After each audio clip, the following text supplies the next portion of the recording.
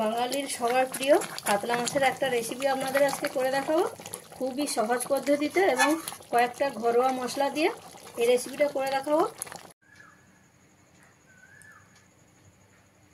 নমস্কার বন্ধুরা, আজকে আবারও একটা রেসিপি নিয়ে চলে এসেছি আপনাদের কাছে।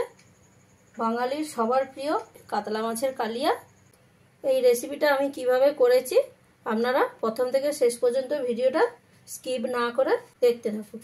কাতলা মাছের কালিয়া করার জন্য আমি এখানে 7 পিস কাতলা মাছের পিস নিয়ে নিয়েছি। আমি এখানে দুটো মিডিয়াম সাইজের পেঁয়াজ নিয়ে কুচি করে নিয়েছি।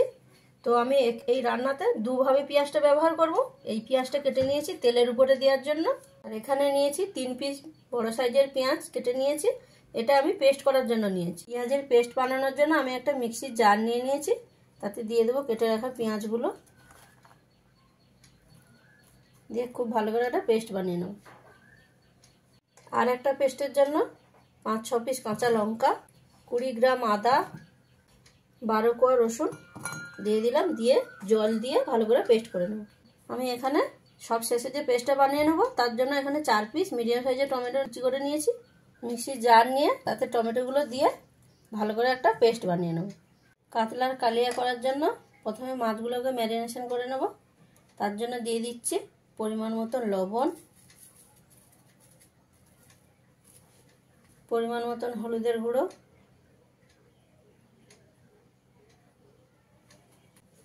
1 চামচ আদা রসুন কাঁচা লঙ্কার পেস্ট,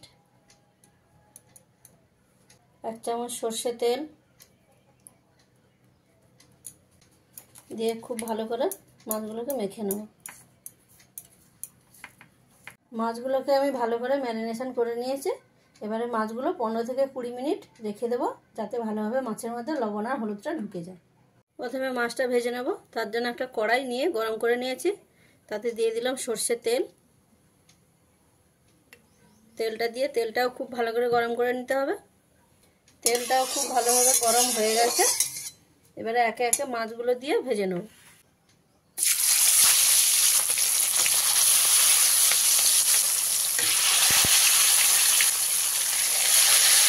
গ্যাসের ফ্লেমটাকে মিডিয়ামে রেখে মাছগুলো আমি ভেজে নেব।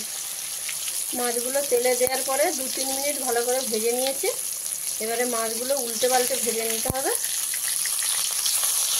মাছগুলো আপনারা তেলে দেওয়ার সাথে সাথে উল্টে পাল্টে দেবেন না, তাহলে মাছগুলো ভেঙে যাওয়ার সম্ভাবনা থাকবে।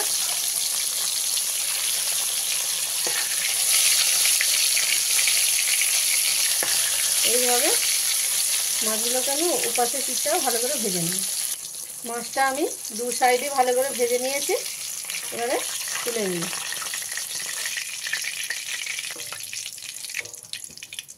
বাকি মাছগুলোকে আমি এইভাবে ভেজে নেব।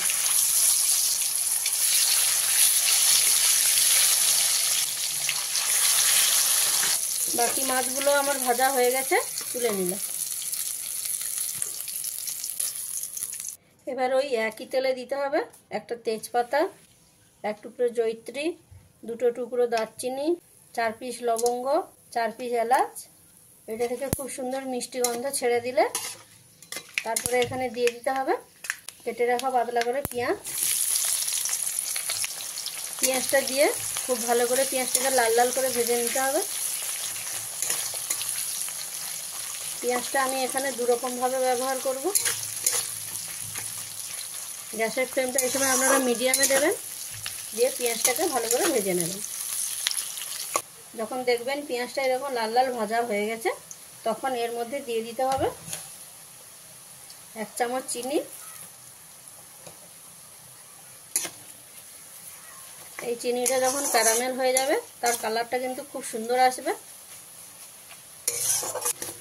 চিনিটা দিয়ে কিছু সময় মিশিয়ে নেওয়ার পরে এর মধ্যে দিয়ে দিতে হবে বেটে রাখা পেঁয়াজ। খুব ভালো করে মিশিয়ে নিয়ে 2 থেকে 3 মিনিট ভালো করে ভেজে নিতে হবে।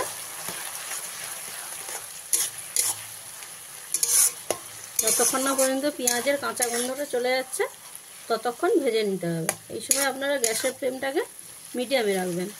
পেঁয়াজ বাটাটা দিয়ে 2 থেকে 3 মিনিট ভালো করে ভেজে নিয়েছি। পেঁয়াজের কাঁচা গন্ধটাও চলে গেছে। যখনই দেখবেন এরকম আস্তে আস্তে তেল ছাড়া শুরু করে দিয়েছে, তখনই এখানে দিয়ে দিতে হবে আগে থেকে পেস্ট করে রাখা আদা, কাঁচা লঙ্কা, রসুন দিয়ে খুব ভালো করে মিশিয়ে নিয়ে অল্প কিছু সময় ভেজে নিতে হবে। আদা রসুন কাঁচা লঙ্কার পেস্টটা দিয়ে 2 থেকে 3 মিনিট ভালো করে ভেজে নিয়েছি। এবারে এর মধ্যে দিয়ে দিতে হবে কয়েকটা গুঁড়ো মশলা। প্রথমে দিচ্ছি রঙের জন্য 2 চামচ কাশ্মীরি গুঁড়ো লঙ্কা, 1 চামচ হলুদের গুঁড়ো, 1 চামচ ধনে গুঁড়ো, 1 চামচ জিরে গুঁড়ো, স্বাদ মতো লবণ দিয়ে মশলাটাকে খুব ভালো করে ভেজে নিতে হবে।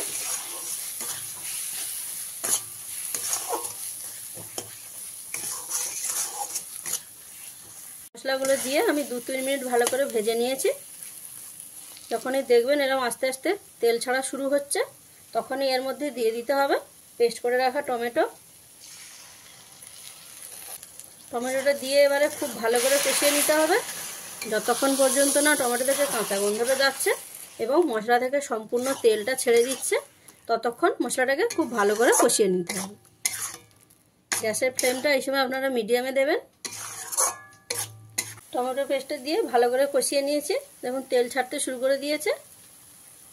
এই পর্যায়ে এর মধ্যে দিয়ে দিতে হবে আগে থেকে ফেটিয়ে রাখা টক দই।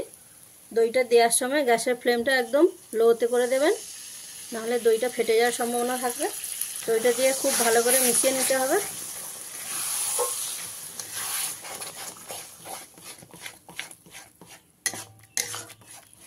ভালো করে মিশিয়ে নেওয়ার পরে গ্যাসের ফ্লেমটাকে একদম হাইতে দিয়ে ভালো করে মশলাটাকে কষিয়ে নেবেন।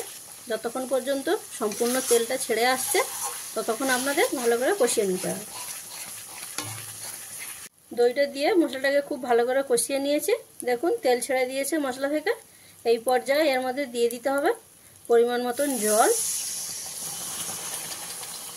যেহেতু সেমি গ্রেভি হবে তাই খুব বেশি জল দেওয়ার দরকার নেই, পরিমাণ মতন জল দিয়ে নেবেন। দিয়ে খুব ভালো করে মিশিয়ে নিয়ে অল্প কিছু সময় গ্রেভিটাকে ফুটিয়ে নিতে হবে। জলটা দিয়ে কিছু সময় ফুটিয়ে নিয়েছি, এবারে একে একে মাছগুলো দিয়ে দেবো।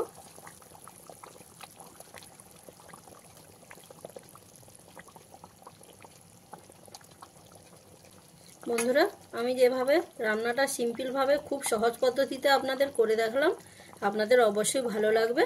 আর ভালো লাগলে চ্যানেলটাকে লাইক, কমেন্ট, শেয়ার এবং সাবস্ক্রাইব করতে ভুলবেন না। আর আমি যেভাবে বানালাম আপনারাও বাড়িতে ঠিক সেম পদ্ধতিতে বানিয়ে দেখুন, দেখবেন ভালো লাগবে। মাছটা দেওয়ার পরে এবারে গ্রেভিটাকে 6 থেকে 7 মিনিট ভালো করে ফুটিয়ে নিতে হবে। গ্রেভিটাকে 6 থেকে 7 মিনিট ভালো করে ফুটিয়ে নিয়েছি, দেখুন কত সুন্দর দেখতে লাগছে আর কালারটাও কত সুন্দর এসছে।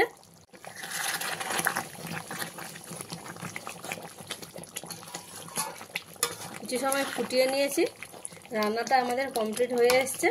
তো সব শেষে এখানে দিয়ে দিতে হবে 1 চামচ ঘি, 1 চামচ গরম মশলার গুঁড়ো, ধনেপাতা কুচি,